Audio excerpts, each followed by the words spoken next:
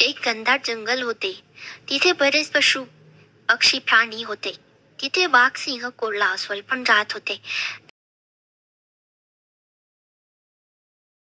त्या जंगलातून राम आणि श्याम फिरत होते. आपत्ती संकट दूर राहा तरी आपण एकमेकांना मदत करायची, एकमेकांची साथ सोडायची नाही. तेव्हा तिथे वाघही फिरत होता.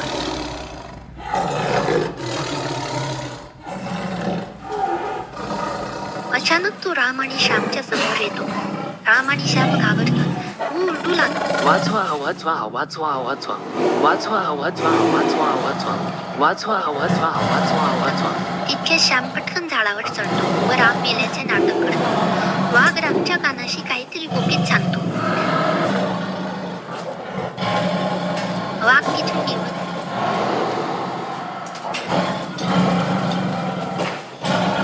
जातो.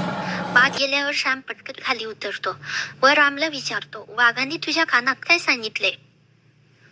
वाघाने माझ्या कानात सांगितले, ती स्वार्थी मित्रापासून दूर राहा. तात्पर्य, संकटकाळी मदत करतो तोच खरा मित्र. मित्रांनो, कशी वाटली तुम्हाला मतलबी मित्राची गोष्ट? आवडली ना?